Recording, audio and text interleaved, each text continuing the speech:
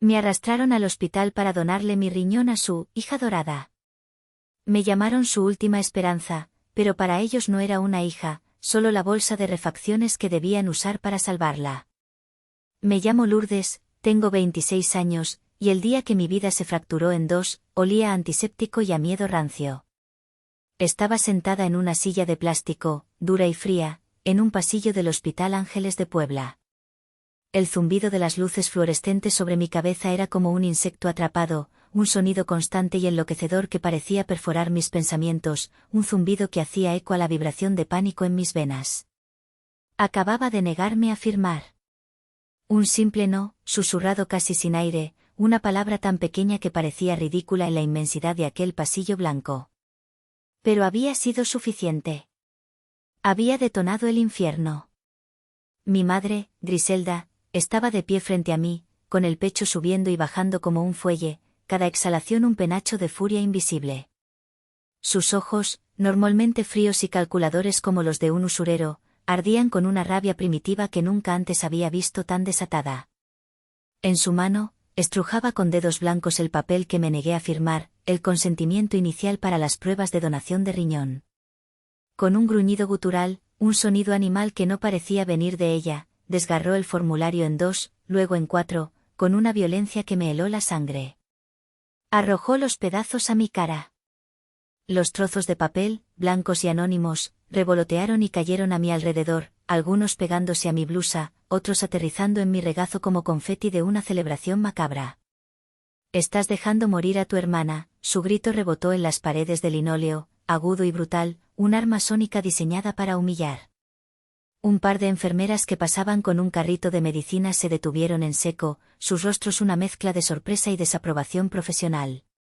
Una familia que esperaba en la sala de enfrente, abrazando sus propias angustias, volteó a vernos con los ojos abiertos, sus tragedias privadas momentáneamente olvidadas ante el espectáculo público de la mía. Sentí como docenas de miradas se clavaban en mí, juzgándome, diseccionándome. El calor de la vergüenza me subió por el cuello, abrasador, pero mi cuerpo se sentía como un bloque de hielo. Estaba disociada, observando la escena desde una distancia segura dentro de mi propia cabeza. Mi padre, Horacio, estaba a su lado, una estatua de desaprobación silenciosa. Él no gritaba. Nunca lo hacía. Su crueldad era más refinada, más cortante. Me miró, no como un padre mira a una hija con decepción, sino como un juez mira a un criminal sentenciado, con una mezcla de desdén y finalidad. Sus labios apenas se movieron, emitiendo las palabras con tan poca emoción que resultaban aún más devastadoras. Siempre has sido un error egoísta. La frase no llevaba ira, solo el peso de una verdad que, para él, era tan inmutable como la ley de la gravedad. Un error. Egoísta. Esas palabras no me hicieron llorar. Me vaciaron.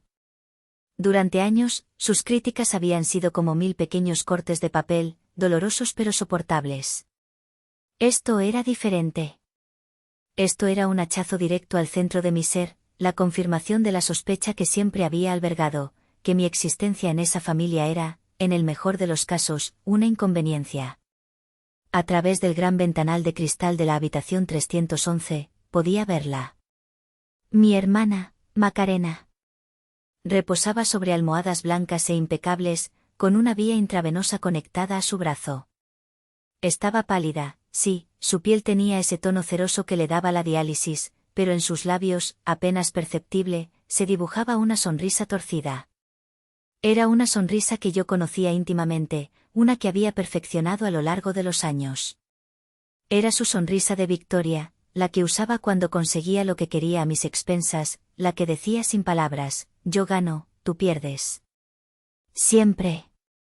Ella estaba viendo el espectáculo, su espectáculo, y lo estaba disfrutando. Estaba saboreando mi humillación como si fuera el más exquisito de los manjares. Lentamente, como si me moviera bajo el agua, me agaché. Mis ojos no se apartaron de los de ella a través del cristal. Recogí uno de los trozos de papel del suelo.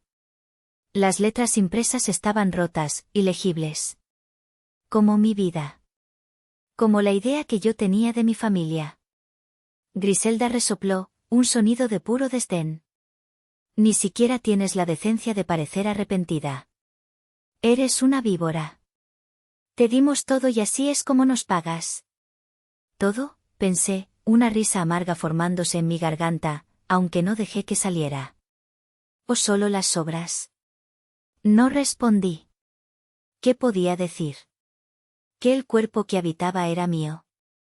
Que mi vida me pertenecía. En su mundo, esos conceptos no existían. En su mundo, yo era una extensión de ellos, una posesión, un recurso que debía ser utilizado cuando fuera necesario. Hoy, era necesario. Una enfermera mayor, de esas con décadas de experiencia grabadas en las arrugas alrededor de sus ojos, se acercó con cautela. Su rostro era severo, pero su voz era firme. Señora, por favor, le pido que baje la voz. Esto es un hospital, hay pacientes descansando.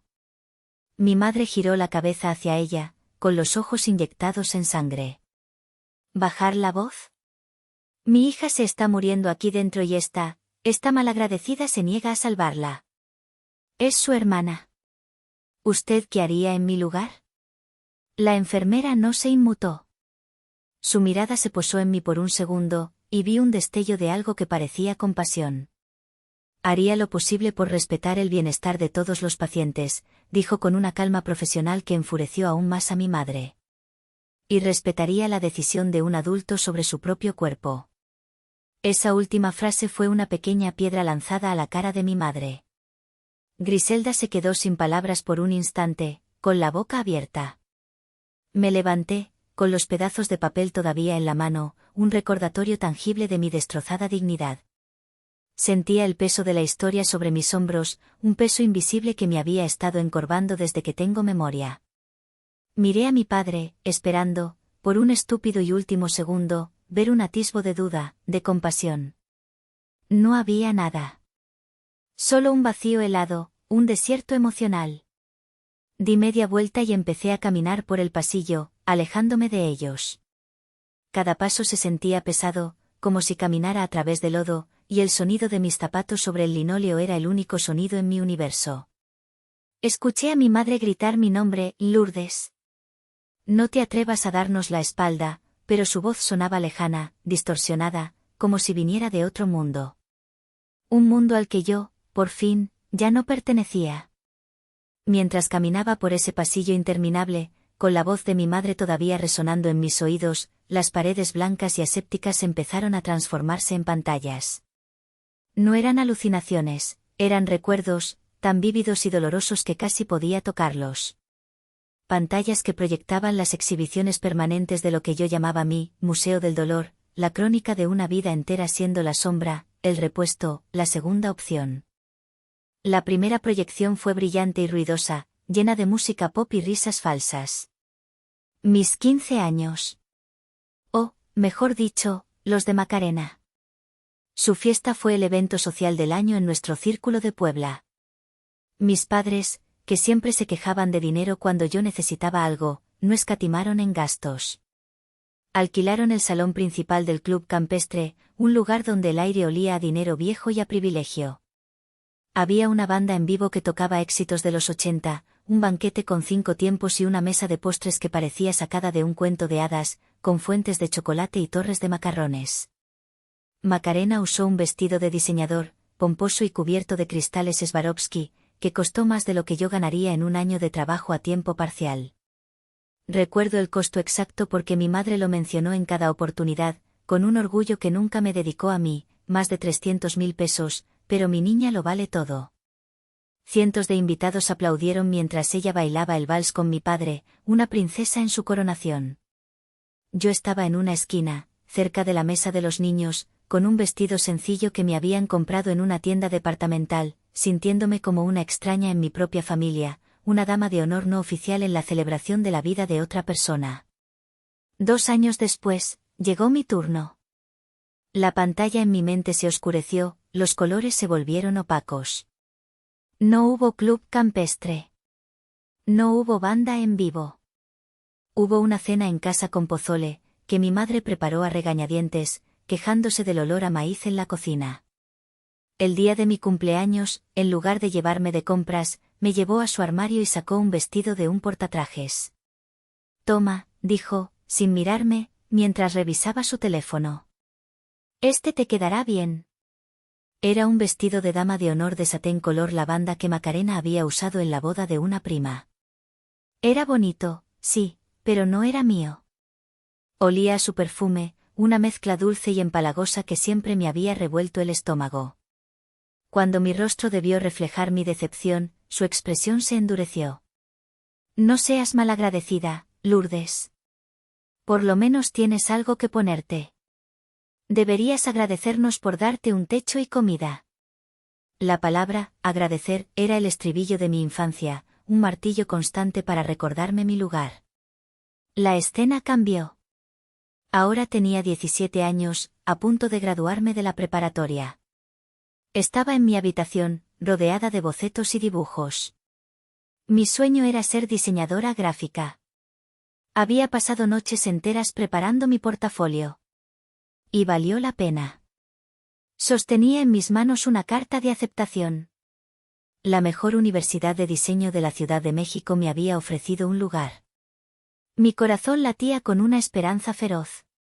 Era mi boleto de salida, mi oportunidad de ser yo misma, lejos de la sombra de Macarena.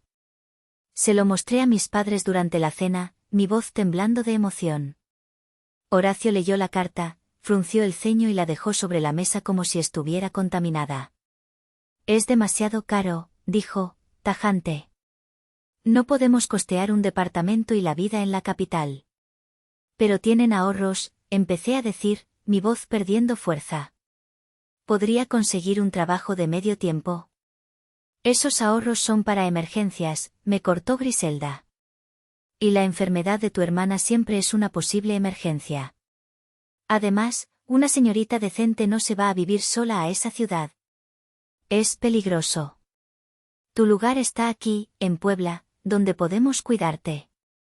Discutí, supliqué, les mostré mi portafolio, les hablé de mis sueños. Fue como hablarle a una pared. Un mes después de esa conversación, mientras yo buscaba opciones en universidades locales mucho más baratas y sentía como mi futuro se encogía, llegaron a casa con una sorpresa. Un flamante convertible rojo, con un enorme moño en el capó. Era para Macarena. Para que vaya cómoda a la universidad, anunció mi padre con una sonrisa. La misma universidad a la que yo me vi forzada a inscribirme. Costó casi $500,000. Cuando los confronté, con lágrimas de rabia en los ojos, la respuesta de mi madre fue un arma que usaba a menudo, una lógica retorcida que siempre me dejaba sin palabras. Macarena es más delicada, Lourdes. Ella necesita estas cosas para animarse. Tú eres más fuerte. Siempre lo has sido. Fuerte. Para ellos, fuerte, significaba que podías aguantar más negligencia, más injusticia. Y entre esos recuerdos dolorosos, como hilos venenosos, se tejían frases extrañas que mi madre solía soltar en momentos de ira, frases que nunca encajaban del todo. Nosotros te recogimos cuando no tenías a nadie, me espetó una vez después de una discusión sobre dinero para material escolar. Deberías arrodillarte y estar agradecida de que te dimos una familia como esta, me dijo otra vez, cuando me quejé de que Macarena había tomado prestado y arruinado mi único abrigo bueno. Yo creía que era solo su forma de manipularme, de hacerme sentir eternamente en deuda. Una hipérbole cruel. Nunca, ni en mis peores pesadillas, se me ocurrió que esas palabras pudieran ser literales. La proyección final en mi mente era más reciente, más nítida. Hacía un año, Macarena había sido diagnosticada con insuficiencia renal crónica. La noticia fue devastadora. Y a pesar de todo el resentimiento acumulado, sentí una punzada de compasión. Era mi hermana. O eso creía yo. Pero esa compasión se agrió rápidamente. La enfermedad no la hizo más humilde. La convirtió en una tirana. Su dolencia se volvió el centro del universo familiar. Cada conversación giraba en torno a sus citas médicas, sus dietas, su sufrimiento. Y yo, la hija, fuerte, la sana, me convertí en su sirvienta personal. Tenía que llevarla a sus citas, prepararle comidas especiales bajas en potasio, escuchar sus quejas interminables sobre la fatiga y las náuseas, todo mientras intentaba mantener mi propio trabajo a flote. El día que el médico mencionó la palabra trasplante, por primera vez, sentí una corriente helada recorrer mi espalda. No fue por miedo a la cirugía. Fue por la forma en que mis padres me miraron. Al unísono. No era una mirada de preocupación. Era una mirada de evaluación. Una mirada calculadora, como si estuvieran midiendo el valor de una pieza de ganado en una subasta. En ese instante, lo supe. Supe lo que vendría. Y supe que tenía que empezar a prepararme para la guerra. El museo había cerrado sus puertas. Era hora de empezar a construir mi fortaleza. De vuelta en el presente, en el pasillo del hospital. El eco de los recuerdos me dejó temblando, pero también extrañamente fortalecida. Eran las cicatrices que probaban que había sobrevivido. Encontré un pequeño rincón apartado, cerca de una ventana que daba a un patio interior gris y sin vida, con una sola jacaranda que se negaba a florecer. Saqué mi teléfono, mis dedos moviéndose con una urgencia fría y controlada. La pantalla se iluminó y, como si fuera una señal, entró una llamada. Tía Carmen. Puse los ojos en blanco y rechacé la llamada sin dudarlo. El teléfono sonó de nuevo inmediatamente. La insistencia era parte de su táctica. La apagué. Sabía exactamente lo que diría. Sería un sermón empalagoso sobre la importancia de la familia, sobre el sacrificio, sobre cómo Dios recompensa a los buenos hijos. Tía Carmen era la principal de los monos voladores, de mi madre, la capitana del escuadrón de la culpa, siempre dispuesta a hacer el trabajo sucio emocional. Un segundo después, vibró con un mensaje de texto. Era mi tío Anselmo, el hermano menor de mi madre, un hombretón con manos de carpintero y un corazón demasiado grande para esa familia. Era la única persona que parecía verme como un ser humano completo. El mensaje era corto: ¿estás bien, mija? No dejes que te pisoteen. Si necesitas algo, solo silba. Una pequeña sonrisa amarga se dibujó en mis labios. Era mi único ancla en este mar de locura. Su simple mensaje era un salvavidas. Le respondí con un simple: estoy bien, tío. Gracias. Te aviso. No podía decirle más. No todavía. Contarle a él sería hacerlo cómplice, y no quería arrastrarlo a mi guerra hasta que fuera absolutamente necesario. Apoyé la cabeza en el cristal frío de la ventana y cerré los ojos, tratando de encontrar mi centro. Mi vida, la que existía fuera de las paredes de la casa de mis padres, era mi santuario. Mi éxito era mi armadura invisible. Soy diseñadora gráfica freelance y estratega de marca digital. No tengo un jefe, no tengo un horario de oficina. Tengo clientes. Clientes en Monterrey, en Los Ángeles, en Madrid. Clientes que pagan bien, en dólares y en euros, por mi talento y mi dedicación. Para mi familia, mi trabajo era un pasatiempo glorificado. Los dibujitos en la computadora de Lourdes, lo llamaba mi madre con desdén. ¿Y cuándo te vas a conseguir un trabajo de verdad, con seguro social y aguinaldo?, me preguntaba mi padre en las reuniones familiares, solo para avergonzarme. Nunca entendieron, ni quisieron entender, cómo podía ganarme la vida, sin un trabajo de verdad. Esa ignorancia era mi mayor ventaja. Les permitía subestimarme. Y mientras ellos me veían como la pobre Lourdes, la hija fracasada que apenas sobrevivía, yo estaba construyendo un imperio en silencio. Abrí la aplicación de mi banco en el teléfono. Una transferencia de un cliente en Alemania había llegado esa mañana por el rediseño de su marca. La cifra, convertida a pesos, era más de lo que mi padre ganaba en 3 meses en su puesto de gerente de nivel medio. Deslicé el dedo y vi mi cartera de inversiones, diversificada, creciendo de forma constante. Cerré la aplicación. El dinero no era la meta, era la herramienta. Era la libertad. Era la munición. Era la prueba irrefutable de que yo no era el error egoísta que mi padre decía que era. Era una creadora, una profesional, una mujer independiente que se había construido a sí misma a pesar de ellos. Esta independencia era mi arma secreta, forjada en el fuego de su negligencia. Cada vez que se negaron a pagarme la universidad, me obligaron a ser más ingeniosa, a aprender a vender mi trabajo, a negociar. Cada vez que ignoraron mis logros, me empujaron a buscar validación en la satisfacción de mis clientes. Cada vez que me hicieron sentir pequeña, me dieron más razones para crecer en secreto, para construir muros más altos alrededor de mi verdadera vida. Mi vida estaba compartimentada, como la de un espía. Estaba la Lourdes que ellos veían, callada, sumisa, la que llegaba a las comidas familiares con un postre comprado y una sonrisa tensa, siempre dispuesta a ceder para mantener una paz frágil. Y luego estaba la Lourdes real, la que negociaba contratos de 6 cifras por videoconferencia a las 3 de la mañana, la que dirigía proyectos internacionales desde su pequeño departamento en el centro de Puebla, la que tenía una cuenta de ahorros de emergencia con suficiente dinero para desaparecer del país mañana mismo si fuera necesario. La que tenía un plan de escape meticulosamente trazado para el día en que la situación se volviera insostenible. Ese día había llegado. Respiré hondo, el aire frío del aire acondicionado llenando mis pulmones.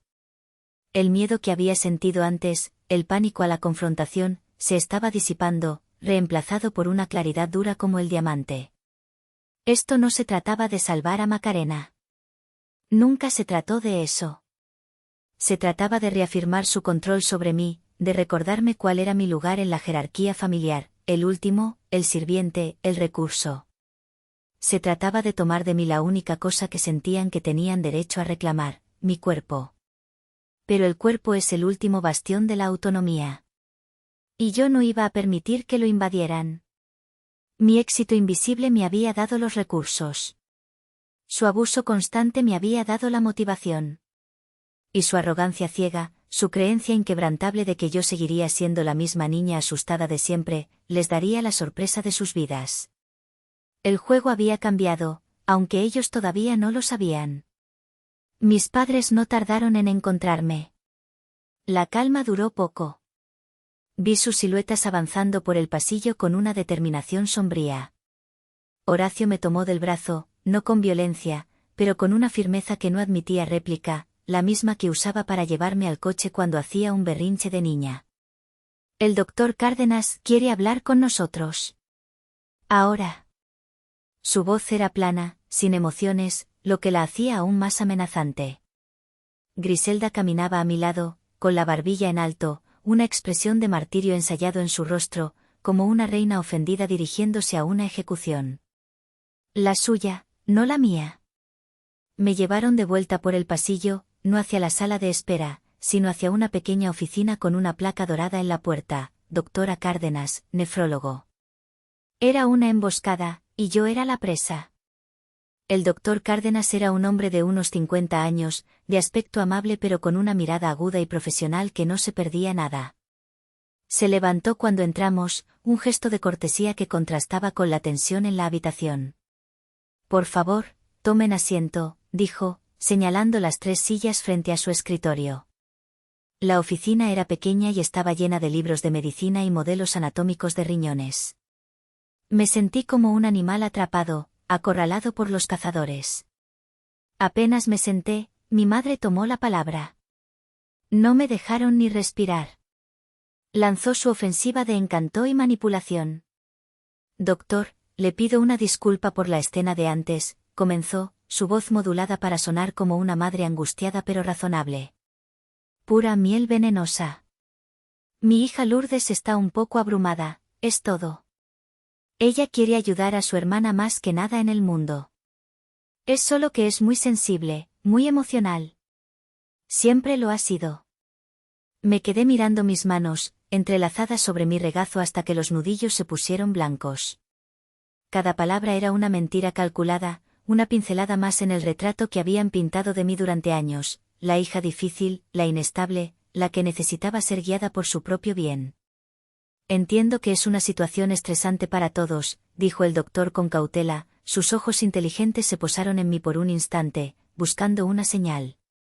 Señorita Lourdes, ¿quiere compartir cómo se siente? Antes de que pudiera abrir la boca, Griselda intervino de nuevo, como una leona protegiendo a su cachorro favorito. Lo que mi hija siente, doctor, es un profundo amor por su hermana. Ella sabe que es la única compatible, nuestra única esperanza. Llevamos semanas hablando de esto en casa. Ella está de acuerdo. Le leí todos los folletos. Lo que pasa es que el ambiente del hospital la pone nerviosa. Se inclinó hacia adelante, adoptando un tono de confidencia, como si ella y el doctor fueran los únicos adultos en la habitación.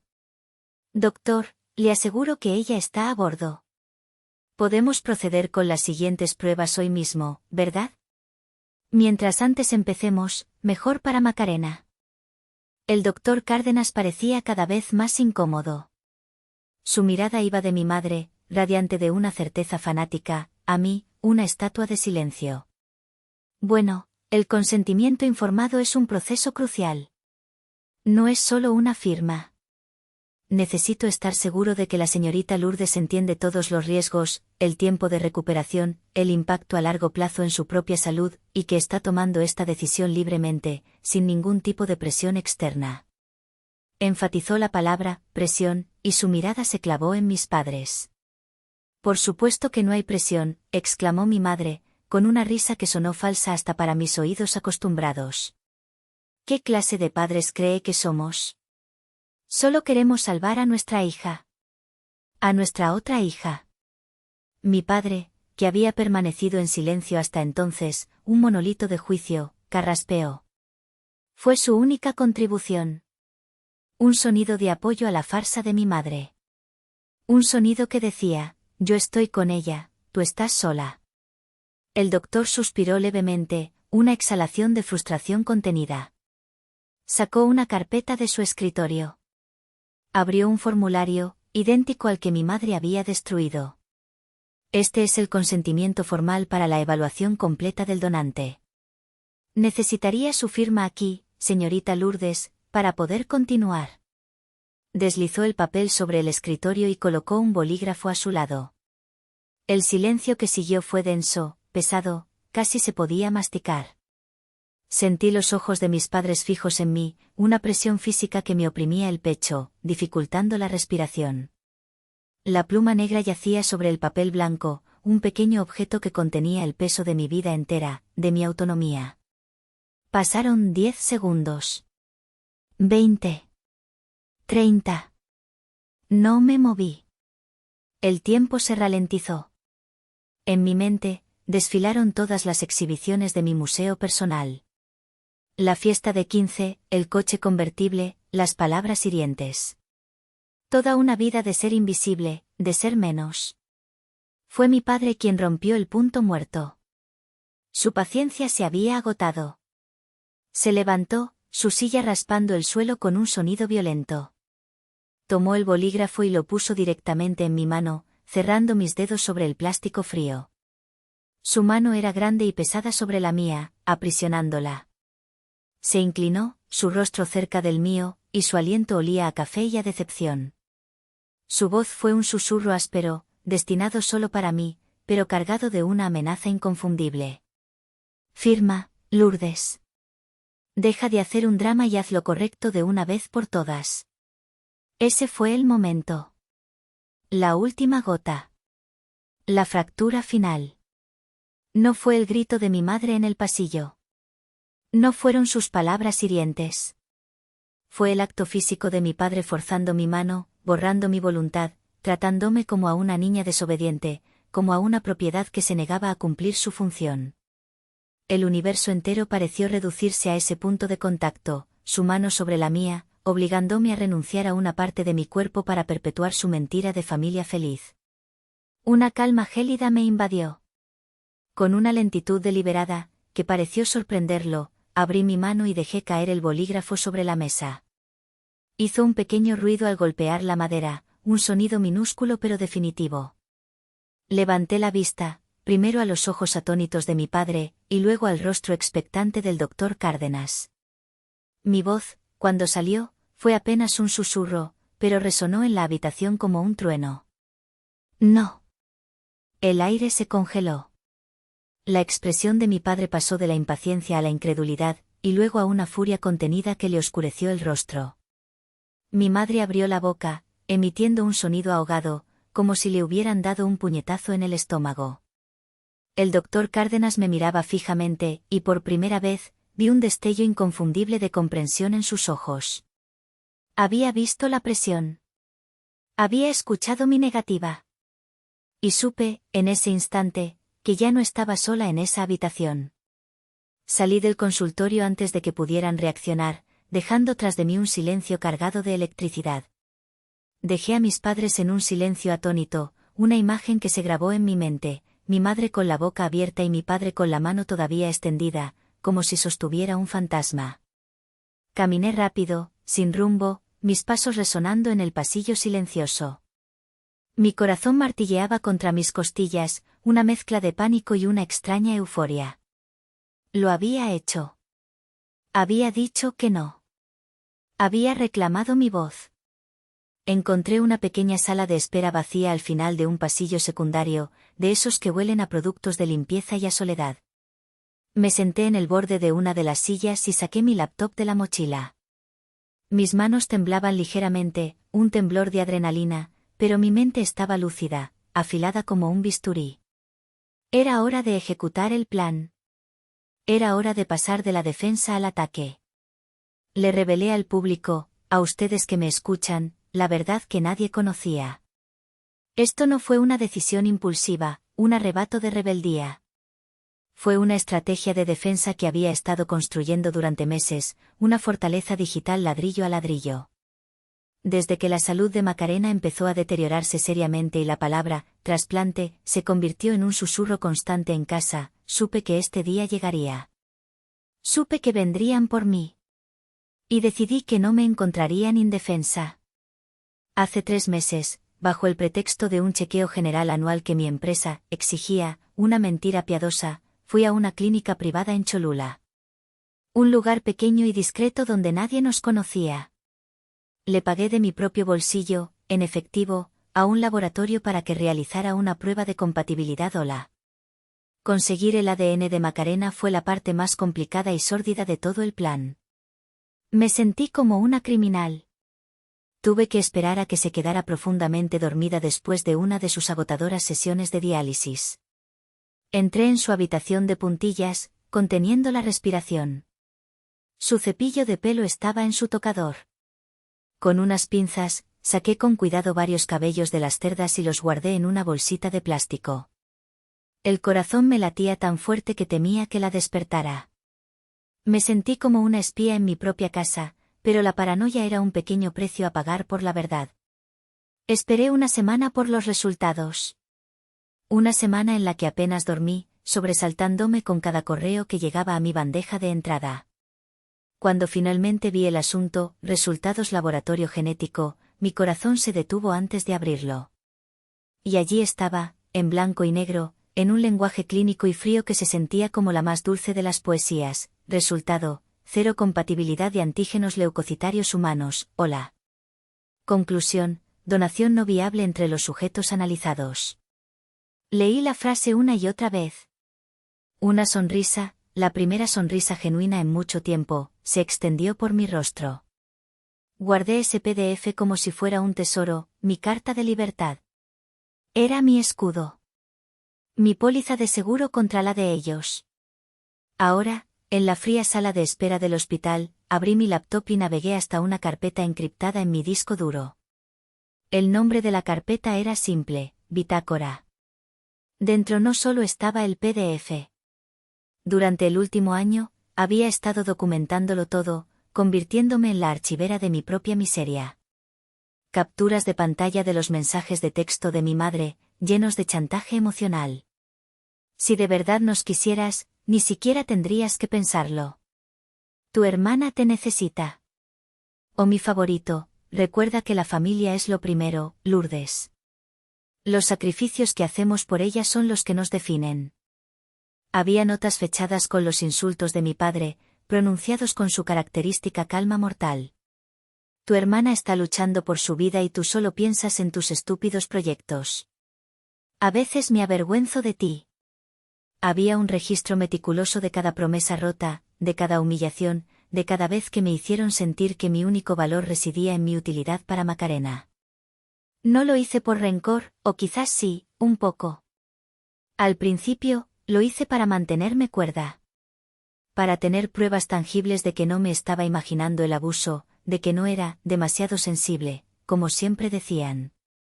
La bitácora era mi testigo silencioso. Me recordaba que mi dolor era real y justificado. Con el pulso firme, redacté un nuevo correo electrónico. Mis dedos volaban sobre el teclado, cada tecla un pequeño acto de rebelión.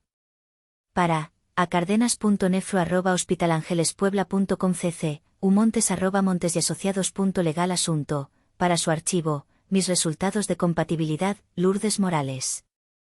Estimado Dr. Cárdenas. Espero que se encuentre bien. Le escribo en seguimiento a nuestra reciente y difícil conversación.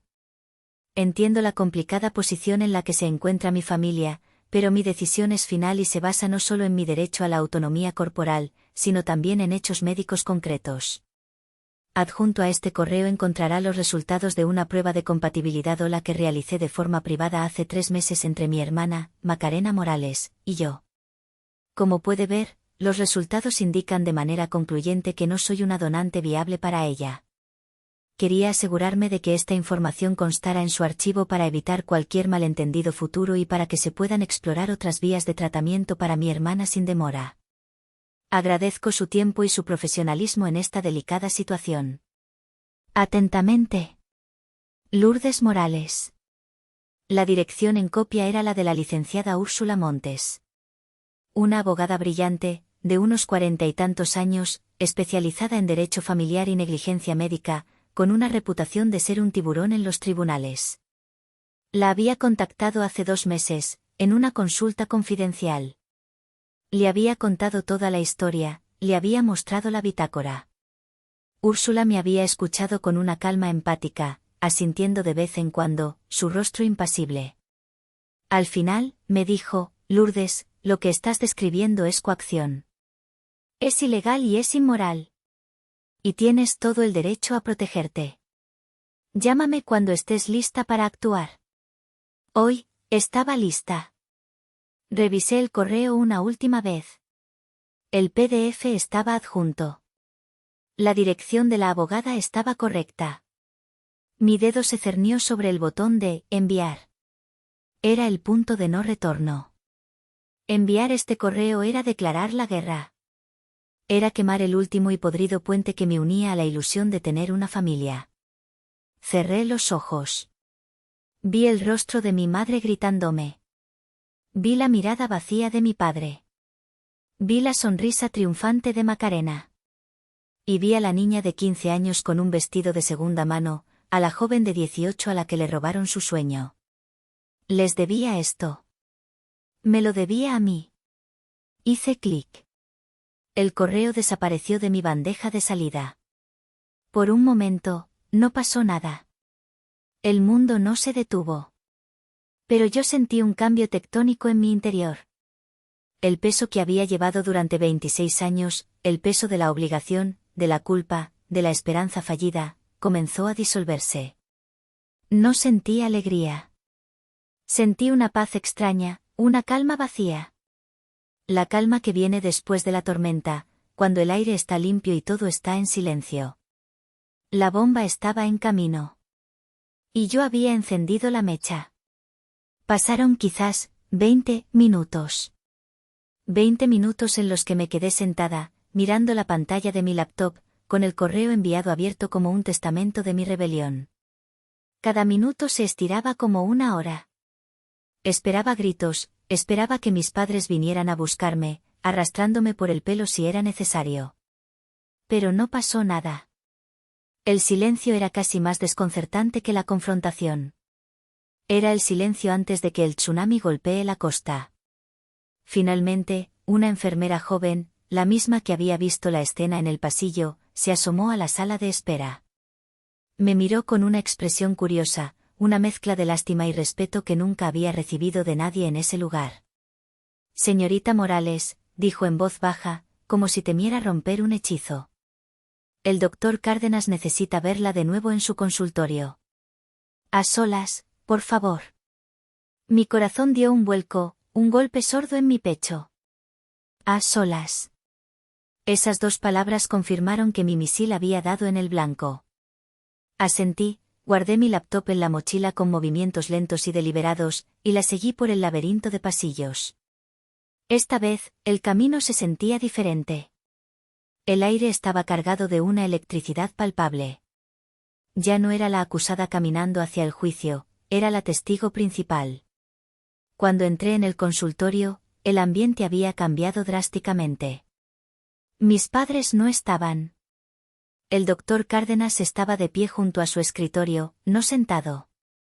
Su rostro amable había sido reemplazado por una máscara de absoluta seriedad profesional. Parecía más viejo, más cansado, como si hubiera envejecido 10 años en la última hora. Señorita Lourdes, gracias por venir, dijo, su voz era grave. Por favor, cierre la puerta. Lo hice, y el clic del pestillo pareció sellar la habitación del resto del mundo, creando una burbuja de verdad en medio de un océano de mentiras. Me señaló la silla y esperó a que me sentara antes de continuar. Se quedó de pie, lo que me puso aún más nerviosa. Apoyó las manos en su escritorio, inclinándose ligeramente hacia mí. Recibí su correo electrónico, comenzó, yendo directo al grano. Y he revisado el documento que adjuntó. Hizo una pausa, mirándome fijamente, como si tratara de evaluar mi estado mental, de asegurarse de que estaba preparada para lo que venía. Por protocolo, y dada la severa discrepancia con la información que su familia proporcionó, realicé una comprobación cruzada de los marcadores genéticos básicos que tenemos en nuestro sistema de la paciente Macarena Morales y los suyos, de su historial médico previo en este hospital. Se acercó a su monitor y tecleó algo. El silencio en la habitación era tan profundo que podía oír mi propia sangre latiendo en mis oídos, un tambor sordo y constante. Y encontramos, continuó, su voz bajando un tono, volviéndose casi un susurro. Una discrepancia fundamental. Una imposibilidad biológica. Giró el monitor hacia mí. En la pantalla había dos perfiles genéticos, representados por gráficos de barras de colores. No hacía falta ser un experto para entenderlo. Eran tan diferentes como el día y la noche. Como el sol y la luna. No había coincidencias. Nada. Señorita Lourdes, dijo el doctor, con una delicadeza que agradecí profundamente en ese momento. Usted y Macarena no son hermanas biológicas. Las palabras flotaron en el aire, luminosas y terribles. Las vi, las escuché, pero mi cerebro se negaba a procesarlas. No. Hermanas. La base sobre la que se había construido toda mi vida de sufrimiento, la justificación de cada sacrificio, la razón de mi existencia en esa familia, era una mentira. Una mentira monumental. Pero el doctor Cárdenas no había terminado. Su rostro se ensombreció aún más. Y eso no es todo. La discrepancia, por supuesto, nos llevó a hacer una segunda comprobación. Más importante aún, dijo, y sus ojos se encontraron con los míos, llenos de una compasión profesional que casi me rompe. Señaló otra sección de datos en la pantalla. Su ADN no corresponde con el de ninguno de sus padres registrados. Ni con el de la señora Griselda ni con el del señor Horacio. El mundo se inclinó sobre su eje. El zumbido de las luces fluorescentes se convirtió en un rugido ensordecedor. Las paredes del consultorio parecieron encogerse, asfixiándome. No soy su hija. El pensamiento no fue un grito, fue un susurro helado en el centro de mi alma. Y con ese susurro, una emoción completamente inesperada e ilógica me inundó.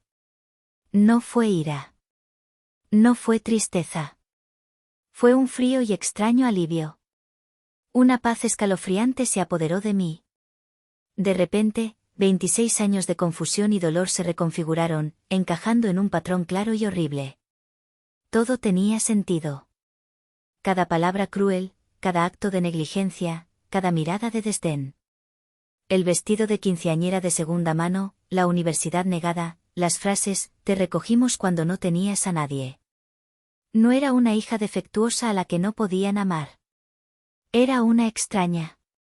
Una herramienta. Una pieza de recambio.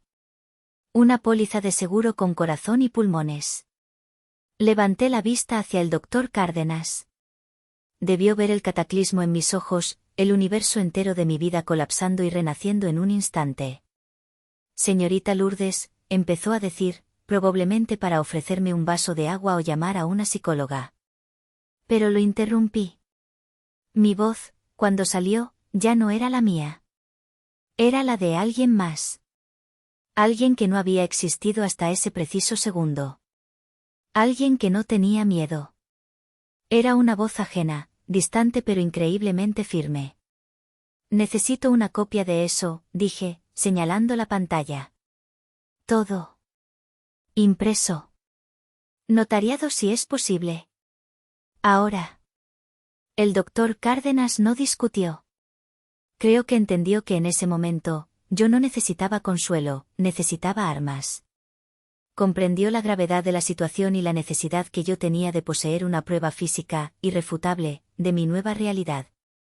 Mientras la impresora láser del consultorio zumbaba, escupiendo las hojas que redefinirían mi existencia, yo me quedé sentada, inmóvil. El shock inicial estaba dando paso a una furia fría y blanca, una rabia tan pura y concentrada que se sentía como hielo en mis venas. Me habían mentido durante 26 años. Mi vida entera, mis recuerdos, mi identidad, habían sido una farsa orquestada para su conveniencia. El doctor recopiló las hojas, las engrapó con un golpe seco y me entregó el fajo de papeles. Los tomé con manos firmes. No temblaban. Eran mi declaración de independencia, mi acta de nacimiento como individuo. Señorita Lourdes, dijo en voz baja, casi conspiradora, lo que ha sucedido aquí, la información que se le ocultó, es una violación ética y potencialmente legal muy seria. Tiene todo el derecho a buscar asesoría legal. El hospital colaborará plenamente en cualquier investigación.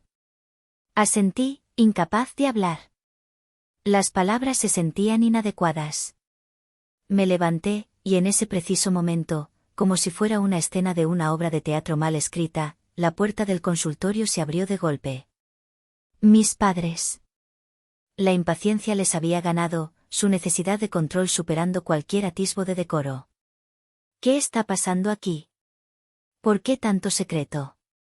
Llevamos media hora esperando, demandó Griselda, con los ojos echando chispas.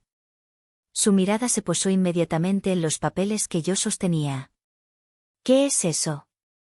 Horacio se quedó detrás de ella, su rostro una máscara de desconfianza. ¿Más problemas, Lourdes? No respondí. No hacía falta. Di un paso, y luego otro, acercándome a ellos, sintiendo como el poder en la habitación se desplazaba, como el mercurio, de ellos hacia mí. Sostuve los papeles frente a mí, no como un escudo, sino como una sentencia. No dije nada. Solo la miré a los ojos. A mí, a la mujer que me había criado. Quería que lo viera en mi cara antes de que lo supiera por las palabras.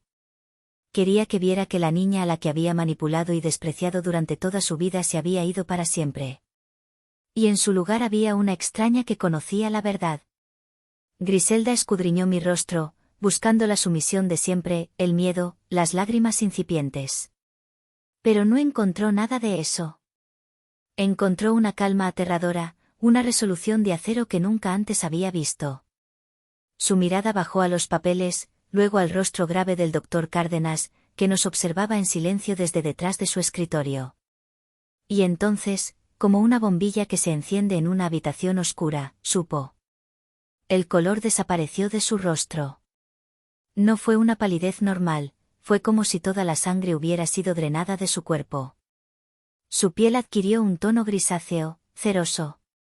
Sus labios, siempre dispuestos a lanzar un insulto, se separaron en una O silenciosa de horror. La arrogancia, la furia, la autojustificación, todo se desvaneció, reemplazado por un pánico puro y desnudo. Su gran mentira, el pilar sobre el que había construido su mundo, acababa de derrumbarse.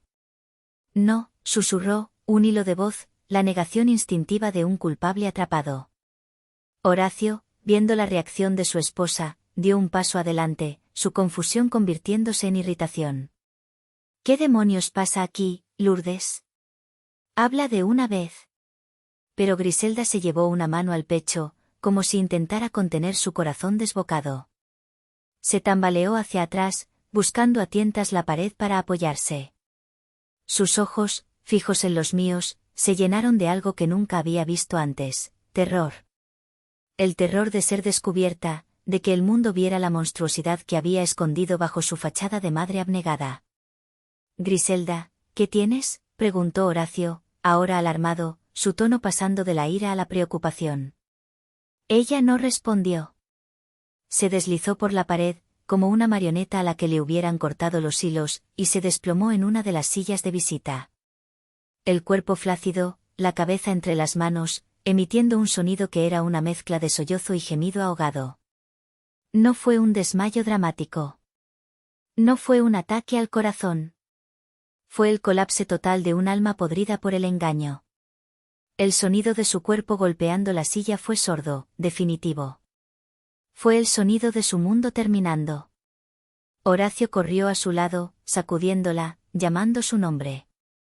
Pero ella no reaccionaba, solo se mecía, sumida en su propia vergüenza. Yo me quedé allí, de pie en medio del caos, con los papeles de mi libertad en la mano. Por primera vez en mi vida, no sentí la necesidad de arreglarlo, de calmarla, de disculparme por un crimen que no había cometido. Sentí una distancia inmensa, como si estuviera viendo una escena de una película ajena. La mujer que se deshacía en esa silla no era mi madre. El hombre que la atendía frenéticamente no era mi padre. Eran mis captores. Y yo, por fin, era libre. El caos en el consultorio atrajo a las enfermeras. Mientras una le tomaba la presión a Griselda, que seguía en un estado de shock catatónico, murmurando frases incoherentes, yo me di la vuelta y salí. Como si llevara un campo de fuerza, nadie intentó detenerme. El aura de poder a mi alrededor había cambiado tan drásticamente que era casi palpable. Ya no era la víctima que se escabullía. Era la que tenía las pruebas, la que ahora dictaba los términos. Caminé por el pasillo, con la cabeza en alto, y vi una figura robusta y familiar corriendo hacia mí, esquivando a la gente con una agilidad sorprendente para su tamaño. Mi tío Anselmo. Su rostro estaba surcado por la preocupación. Lourdes. Mija. ¿Qué pasó? Tu madre me llamó gritando incoherencias, algo sobre ti y unos papeles, dijo, tomándome por los hombros, sus grandes manos casi abarcándolos por completo. Lo miré, y por primera vez en todo el día, sentí que mis defensas se agrietaban. La adrenalina que me había mantenido en pie empezó a desvanecerse, dejando al descubierto el dolor crudo que había debajo.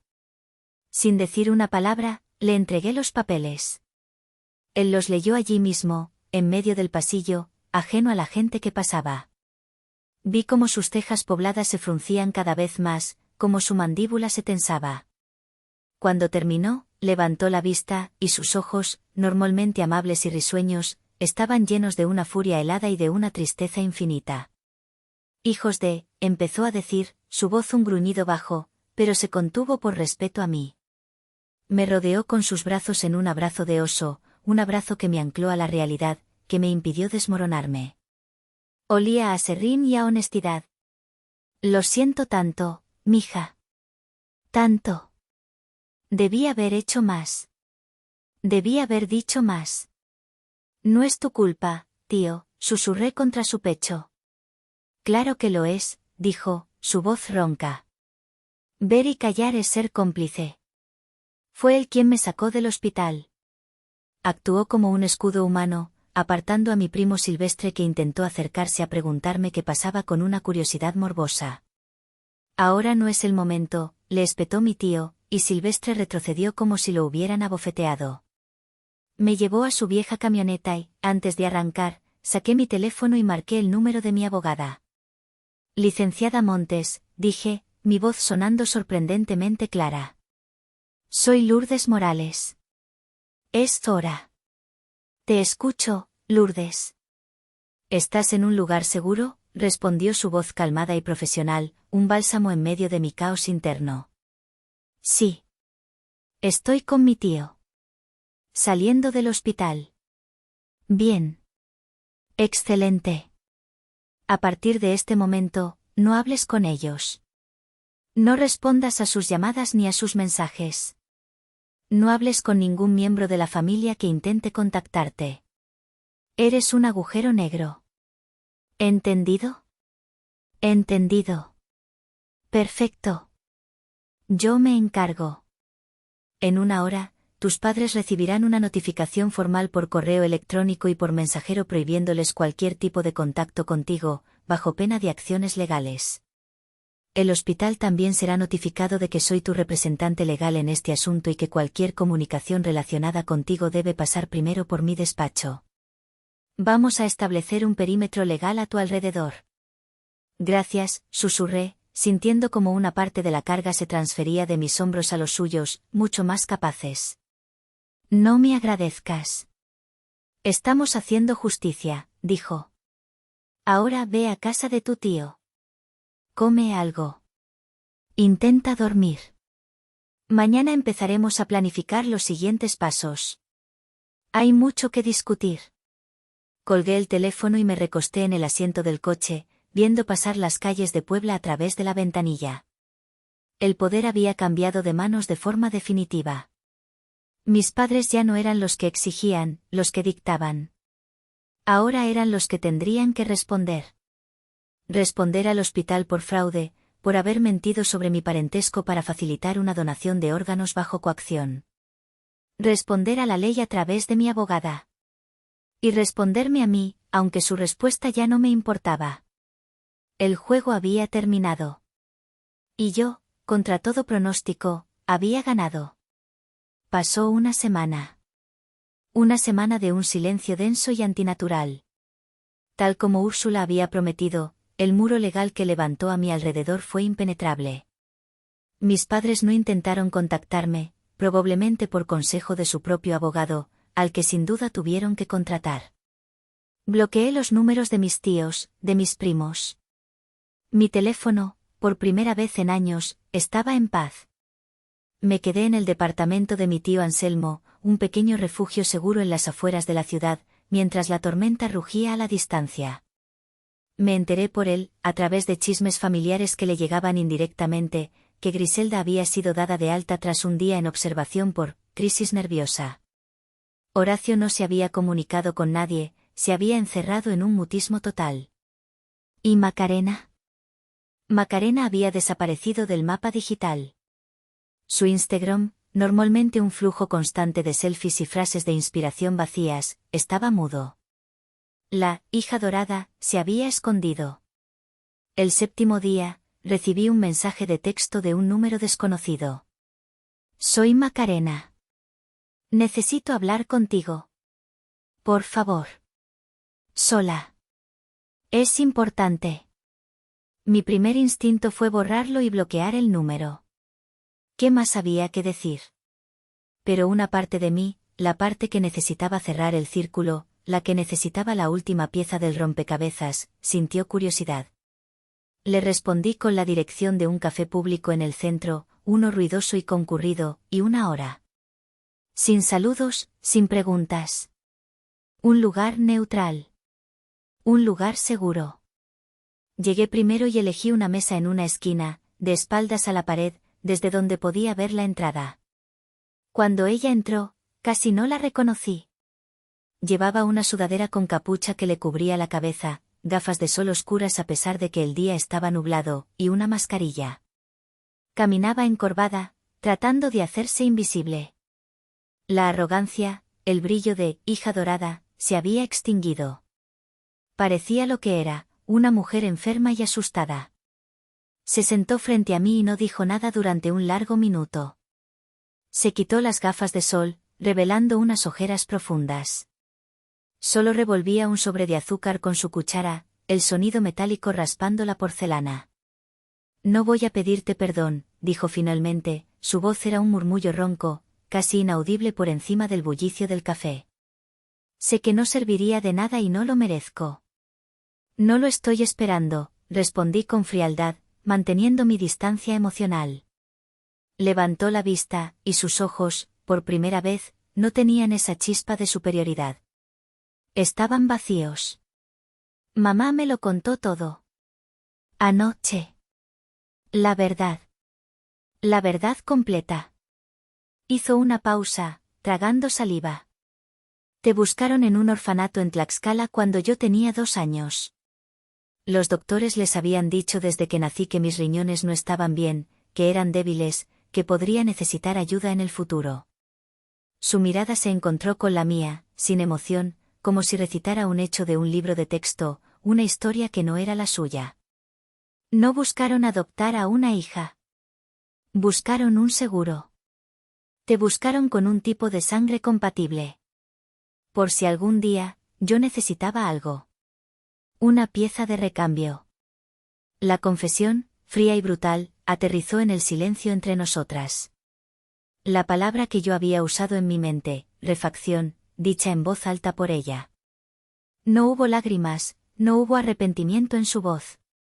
Solo la exposición de un cálculo monstruoso. La miré, a esta extraña con la que había compartido un techo durante 24 años. No sentí odio. No sentí compasión.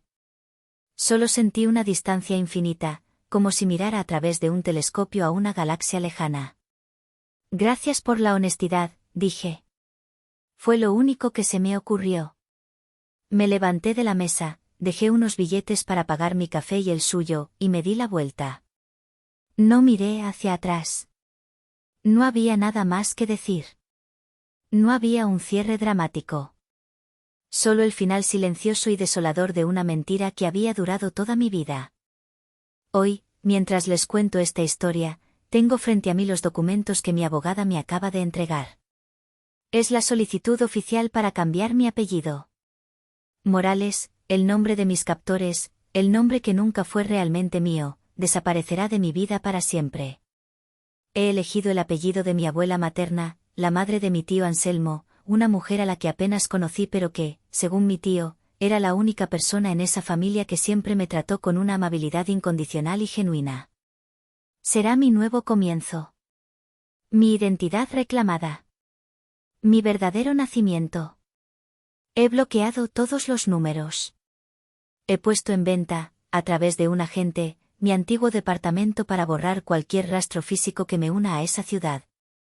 Estoy planeando mudarme, quizás a la Ciudad de México para perseguir mi sueño original, quizás a otro país, a un lugar donde nadie conozca mi historia, donde pueda ser simplemente yo. El mundo es grande, y por primera vez, siento que me pertenece, que no estoy ocupando un espacio prestado. La vida de Macarena, de Griselda, de Horacio, ya no es mi problema. Sé por mi tío que están buscando un donante en las listas de espera nacionales, como cualquier otra persona. Su destino ya no está ligado al mío. Son 3 extraños lidiando con sus propias consecuencias. Les deseo, si no la felicidad, al menos la paz que a mí me negaron.